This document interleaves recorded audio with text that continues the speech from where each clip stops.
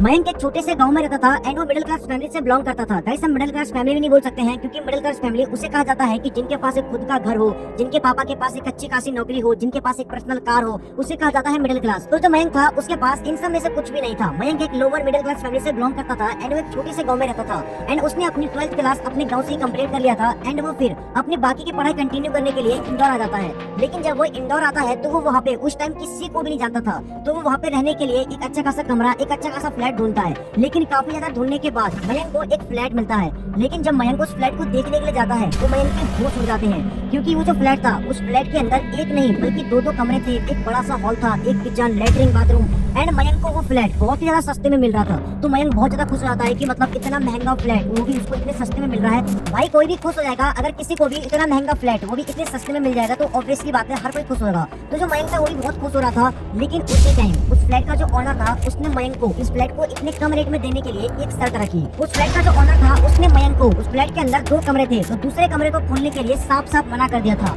उस फ्लैट के ऑनर ने मयंक को साफ साफ बोल दिया था कि चाहे कुछ भी हो जाए, चाहे कितनी बड़ी परिस्थिति क्यों ना आ जाए, तुम्हें इस दूसरे कमरे को खोलना नहीं है। तो फिर मयंक बोलता है ठीक है भाई हम नहीं खोलेंगे, मुझे क्या भाई, मुझे इतना अच्छा खासा फ्लैट वो भी सस्ते में मिल रहा है तो मुझे कोई दिक्कत नहीं भाई, मैं नहीं खोलूंगा। तो फिर क्या होता है, मयंक उस फ्लैट के अंदर शिफ्ट हो जाता है और शिफ्ट हुए मयंक को उस फ्लैट के अंदर 4 से 5 दिन हो जाते हैं और उस फ्लैट के अंदर सब कुछ एकदम नॉर्मल चल रहा होता है। लेकिन उसी टाइम मयंक का एक दोस्त आता है जो कि मयंक के साथ वो भी इंस्टीट्यूट में पढ़ता था। तो जो मयंक का दोस्त आता है वो और मयंक एक साथ बैठकर ऐसे आपस में बातचीत कर रहे थे। लेकिन तभी जो मयंक का दोस्त था वो मयंक को बोलता है कि भाई तू अपने फ्लैट के दूसरा कमरा क्यों नहीं खोल रहा है। लेकिन इतने मयंक उसको बताता है कि इस फ्लैट का जो ऑनर है उसने साफ साफ मना कर रखा है कि चाहे कुछ भी हो जाए इस फ्लैट के कमरे को खोलना नहीं है। लेकिन गाइस तुम्हें पता होगा कि लड़कों को अगर कोई काम करने से मना कर दिया जाए कि तुम इस काम को करोगे नहीं और स्पेशली मना कर दिया जाए और ऐसा हो नहीं सकता है कि लड़के उस काम को करे ना। फिर जो मयंक का दोस्त था वो मयंक को बोलता है कि भाई चलना गेट खोलते इस कमरे का, क्या पता इस कमरे के अंदर सोना, चांदी, हीरे जवाहरात होंगे तो भाई हम दोनों अमीर बन जाएंगे, फिर भग जाएंगे विदेश, फिर पी लेंगे रसियन। लेकिन फिर मयंक अपने दोस्त को मना करता है कि भाई कमरे के अंदर कुछ भी हो सकता है और हमें बिना किसी परमिशन से इस कमरे को खोलना नहीं चाहिए और अगर गलती से भी अगर इस फ्लैट के ओनर को पता लग गया कि हमने ये कमरा खोला है तो वो बहुत गुस्सा करेगा और हो सकता है कि वो हमारा फ्लैट खाली भी करवा दे, क्योंकि उस फ्लैट के ओनर ने पहले ही मना कर दिया था कि चाहे कुछ भी हो जाए गलती से भी उस फ्लैट के दूसरे कमरे को खोलना नहीं है। लेकिन जो मयंक का दोस्त था वो मानता नहीं है एंड वो मयंक को जैसे तैसे करके मना लेता है एंड फिर मयंक और उसका दोस्त ये दोनों मिलकर उस कमरे के अंदर जो ताला लगा हुआ था उस ताले को तोड़ देते हैं एंड फिर वो जैसे ही उस कमरे के अंदर घुसते हैं तो उनके होश उड़ जाते हैं क्योंकि वो कमरे के अंदर देखते हैं कि वो जो कमरा था एकदम साफ सुथरा, एकदम क्लीन कमरा था, जैसे मानो कि उस कमरे के अंदर पहले से कोई रह रहा हो। लेकिन जो मयंक था उसका तो भाई एकदम दिमाग काम ही नहीं कर रहा था क्योंकि मयंक जब पहली बार इस फ्लैट के अंदर आया था तो पूरा फ्लैट गंदा पड़ा हुआ था, मयंक ने अपने हाथों से साफ किया हुआ था और जो दूसरा कमरा था उसमें तो ताला लगा हुआ था, इसलिए मयंक ने उस दूसरे कमरे को साफ नहीं किया था। लेकिन इसके बावजूद भी वो कमरा इतना ज्यादा साफ था कि जैसे मानो कि उस कमरे में कोई रह रहा हो। आप यकीन नहीं करोगे कि उस कमरे के अंदर जो बेड थी और बेड के ऊपर जो चद्दर बिछा हुआ था वो तक कितनी सी खराब नहीं हुई थी। मतलब कोई उस कमरे को देखकर कोई यकीन ही नहीं कर सकता था कि ये कमरा पिछले 6-7 महीने से बंद पड़ा हुआ था एंड उस कमरे के अंदर से एक बहुत ही अच्छी सी स्मेल आ रही थी। लेकिन जो मयंक था वो इसी सोच में पड़ा हुआ था कि ये कमरा इतना ज्यादा साफ क्यों है। लेकिन फिर तभी मयंक देखता है कि जो मयंक का दोस्त था वो बेड के नीचे था एंड फिर वो पूछता है कि भाई क्या कर रहा है बेड के नीचे। वो बोलता है भाई सोना ढूंढ रहा हूँ, क्या पता सोना मिल जाए, चांदी मिल जाए तो।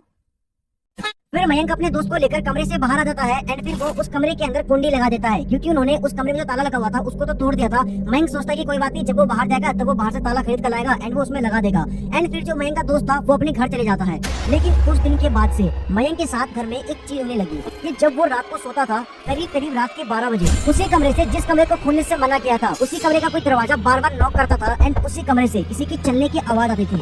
लेकिन स्टार्टिंग में सबसे पहले दिन जो मयंक था उसको ऐसा लगता है कि शायद उसका कोई वहम होगा, लेकिन ये चीज 1, 2 दिन, 3 दिन, 4 दिन ये उसके साथ कंटिन्यू होने लगी। तो फिर एक दिन मयंक क्या करता है, रात के टाइम ही वो सीधा जाता है उस कमरे के अंदर घुस जाता है एंड वो देखता है कि उस कमरे के अंदर कोई भी नहीं है। तो फिर मयंक सोचता है कि ये कैसे पॉसिबल हो सकता है, क्योंकि उसने अपने कानों से सुना था कि उस कमरे का कोई दरवाजा नॉक कर रहा था एंड उस कमरे के अंदर किसी की चलने की आवाज आ रही थी। लेकिन जैसे मयंक उस कमरे के अंदर गया तो वहाँ पे कोई भी नहीं होता है। फिर मयंक सीधा जाकर अपने कमरे में सो जाता है। लेकिन फिर उसके अगले दिन मयंक की मुलाकात होती है राजू नाम के एक लड़के से जो कि मयंक के जस्ट सामने वाले फ्लैट में रहता था एंड वो कुछ टाइम पहले ही उस फ्लैट के अंदर शिफ्ट हुआ था। लेकिन फिर धीरे धीरे मयंक और राजू की बहुत ही अच्छी खासी दोस्ती हो जाती है। इन दोनों का उठना बैठना, खाना पीना, नहाना, यहाँ तक कि हगना सब साथ में हो गया था क्योंकि ये दोनों जस्ट आमने सामने वाले फ्लैट में रहते थे और जो राजू था वो मयंक के फ्लैट में अक्सर आकर बैठ जाता था। मतलब इन दोनों की काफी अच्छी खासी दोस्ती हो गई थी। लेकिन फिर एक दिन क्या होता है कि मयंक राजू के साथ कहीं बाहर गया हुआ था कुछ सामान लेने के लिए। लेकिन जैसे ही वो बाहर गया तो जितने भी रास्ते पर लोग थे सभी लोग राजू और मयंक को घूर घूर कर देख रहे थे। मयंक को कुछ समझ में नहीं आता है कि सब लोग उनको घूर के क्यों देख रहे हैं। फिर मयंक अपने कपड़े वगैरह भी देख लेता है, क्या पता उसके कपड़े कहीं फटे हो, उसने सोचा ऐसा।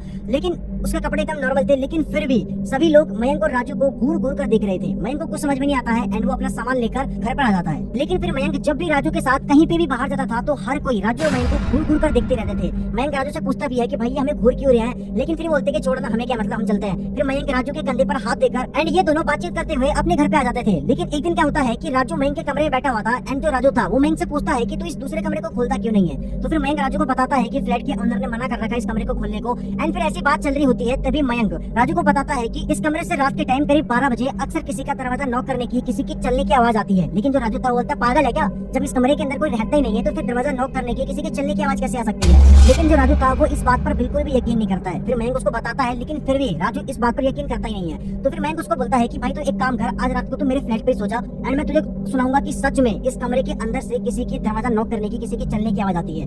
तो फिर उस रात को क्या होता है कि मयंक और राजू एक साथ मयंक के कमरे में सो जाते हैं। लेकिन ये दोनों क्या करते हैं कि रात के 12 बजने का वेट करते हैं, क्योंकि ऑलमोस्ट 12 बजे समथिंग वो दरवाजा नॉक करने की, किसी के चलने की आवाज आती थी। लेकिन उस रात को क्या होता है कि उस कमरे में से ना ही दरवाजा नॉक करने की आवाज आती है, ना ही किसी के चलने की आवाज आती है। तो फिर मयंक और राजू ये दोनों एक ही बेड के ऊपर सो जाते हैं। लेकिन आधी रात को क्या होता है कि मयंक की नींद खुलती है रोटी खाने के लिए। लेकिन मयंक उठता है और वो देखता है कि उसके बगल में राजू है ही नहीं। तो फिर मयंक राजू को देखने के लिए बाहर आता है कि आखिर राजू कहाँ गया। तो मयंक देखता है कि वो दूसरा कमरा जिसको खोलने के लिए साफ साफ मना किया हुआ था, वो कमरा खुला हुआ था। और फिर मयंक जैसे ही उस कमरे के अंदर जाता है तो मयंक देखता है कि जो राजू था वो उस कमरे के बेड के ऊपर आराम से सोया हुआ था। तो फिर मयंक राजू को उठाता है, पागल ओ भाई यहाँ पे क्या कर रहा है सोने के लिए, यहाँ मत सो, यहाँ पे मना कर रखा है, तेरे को बात समझ नहीं आती।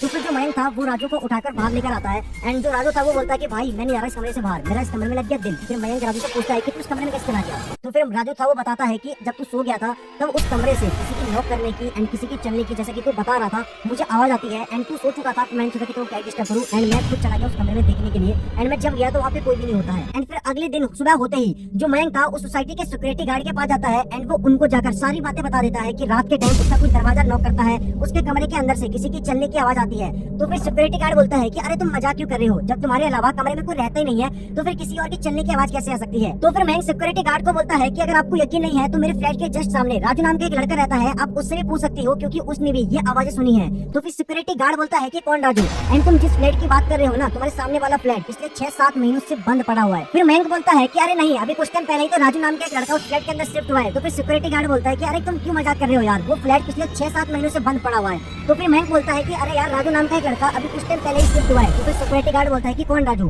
तो फिर मयंक बोलता है कि उसका नाम राजू शर्मा है। एंड फिर जो सिक्योरिटी गार्ड ने मयंक को बताया, उसको सुनने के बाद मयंक के पैरों तले जमीन खिसक गई। सिक्योरिटी गार्ड मयंक को बताता है कि तुम जिस राजू शर्मा की बात कर रहे हो वो तुम्हारे सामने वाले फ्लैट में नहीं, अभी तुम जिस फ्लैट में रहते हो वो उसी फ्लैट में रहता था और उसने 6 महीने पहले ही कर लिया था। एंड ये सुनने के बाद मयंक के पैरों तले जमीन खिसक जाती है। एंड फिर मयंक सोचने लगता है कि अब तक वो जिस राजू के साथ रह रहा था वो राजू नहीं बल्कि राजू की आत्मा थी।